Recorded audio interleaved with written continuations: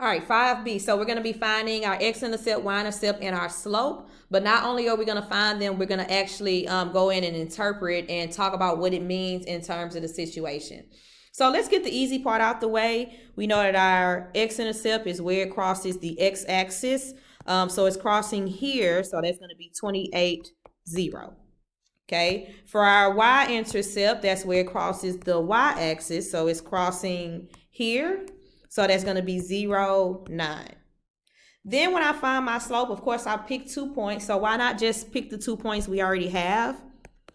And we're going to count our change in y over our change in x. So from 0 to 9, that's plus 9. And from 28 to 0, that's negative 28. So I put, again, my change in y over my change in x. Or you may say rise over run if you're looking at a graph. So that'll be 9 over negative 28, which is 9 over 28, okay? Let's go in and let's actually make that a fraction or actually a decimal so that when I put it in terms of my problem, it's a little easier. So we'll have about 0.32, okay? So that's going to be our slope. Okay, and I'm doing that because as we talk about our situation, we see that we're talking about miles versus minutes. So depending on the situation, you want to decide if you want to keep it as a decimal or a fraction. Okay, so title of this graph is called bike ride. So I can assume that somebody is riding their bike. And that's actually not a very good stick figure.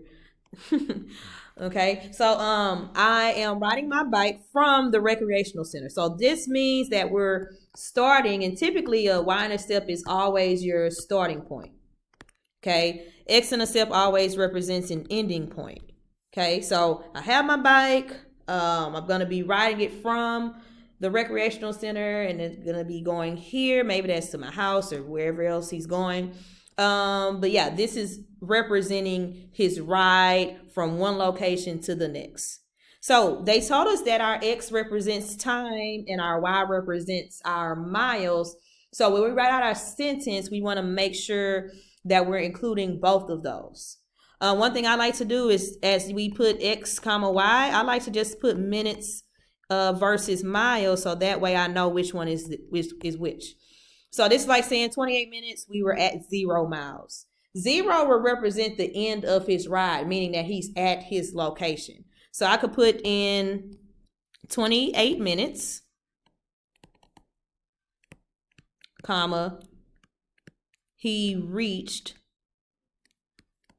his destination. Okay, so we do want you to be writing out complete sentences for those. It is going to be on the test. So make sure you're not just putting 28 minutes or just putting he was there. We want to know that he reached his destination in 28 minutes. Okay, so our y-intercept, so this means 0 minutes and 9 miles. So 0 will indicate a start. As I said, a y-intercept, it represents a starting point. So I can just put he started 9 miles away from his destination. Okay, and that's it. Okay, and our slope, and now you can kind of see why I decided to do a decimal, because this will be our miles per minute. So I could just put he traveled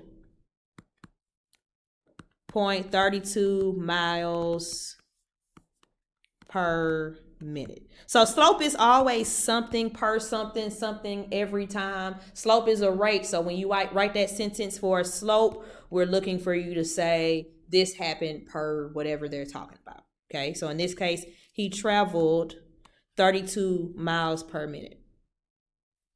Okay, let me erase that.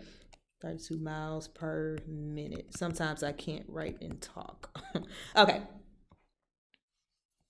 All right, so let's look at the next one. So this is talking about our function, not a function. So you know when you're looking at graphs, you're going to be doing your vertical line test, okay? So let's look at option 1, or like option A.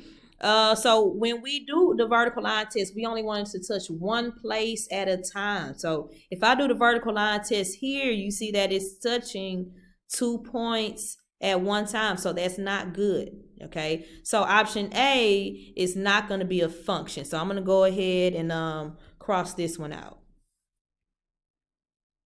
Okay. So that's not going to be it because it's touching more than one place at a time.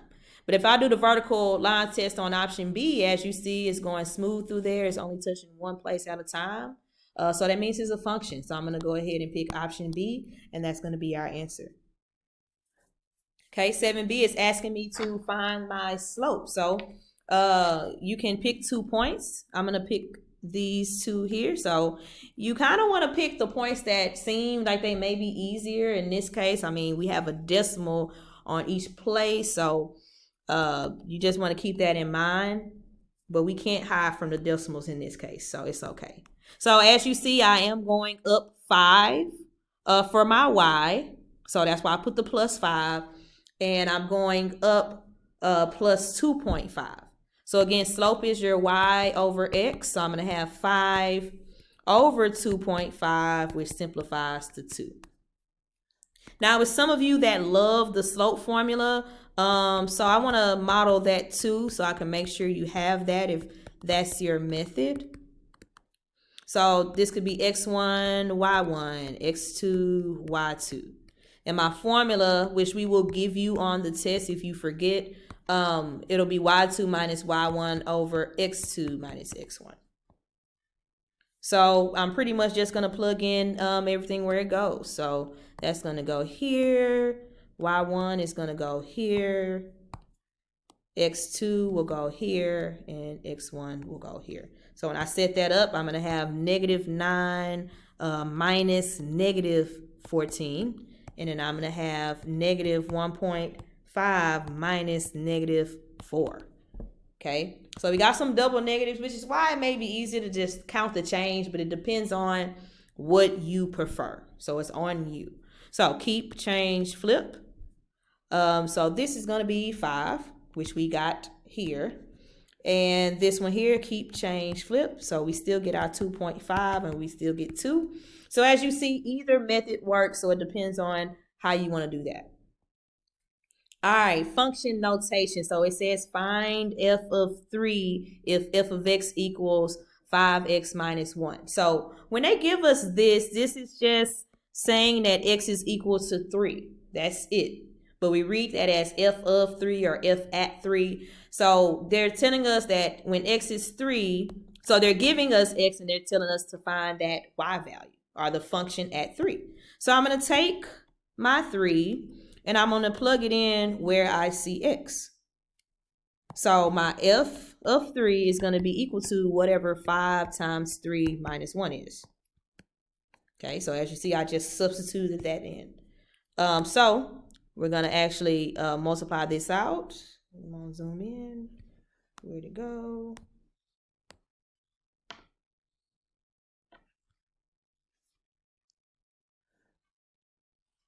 Okay, so we're going to have 5 times 3, which is 15, minus 1, 14.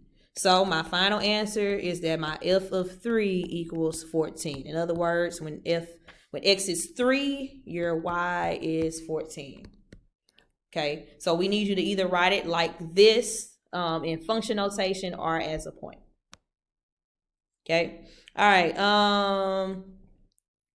Which functions or functions represent a direct variation? So direct variation must go through our origin. Okay, so that means we need to have 0, 0. Whether we're looking at a graph, a table, a word problem, it has to be something that has 0, 0 in it.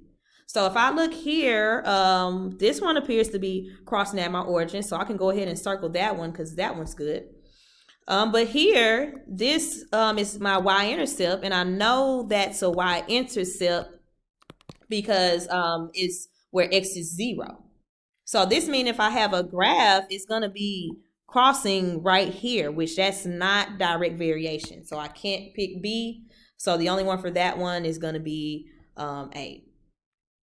Okay, here's another direct variation. It said if y varies directly with x. So that keyword or that key phrase right there is going to let you know that you're writing a direct variation type of situation or equation. But it says write a direct variation equation for when y is 8 and x is 4. So in class, you may have learned that you can use the equation y equals 8 mx, or you can do y equals kx. It depends on which one your teacher said. But m and k, that is our slope. So either one we use, that's going to be modeling our slope, which we know slope is always our change in y over change in x.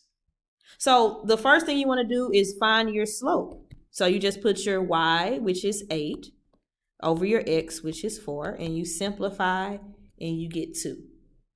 Then from there, I just take my m, because that was m, and I'll just replace it in my equation. So I have y equals 2x, and that's it. All right, our last one, the water level of a pool was measured each hour. At hour 2, the water level was at 10 feet, and at hour 4, the water level was at 34 feet. Find the constant rate at which the water was rising. So this is a slope type of word problem.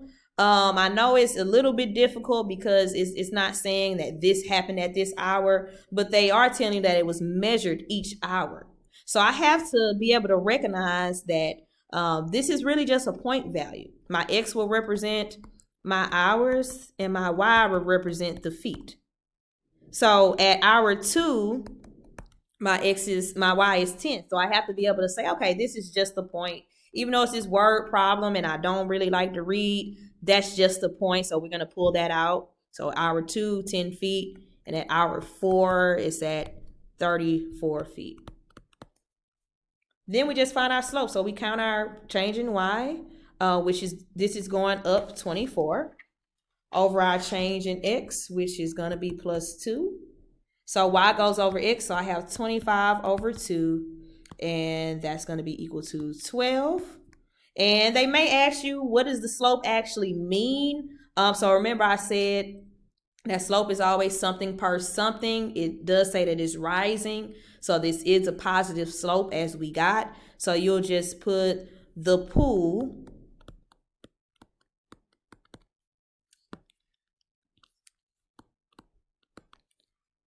is rising 12 feet per hour. Okay, and that's it. Okay, so good luck on your test. If you need to watch this video again, please do. We want you to be successful, so make sure you do what you got to get the grade that you desire. All right, see you guys next time.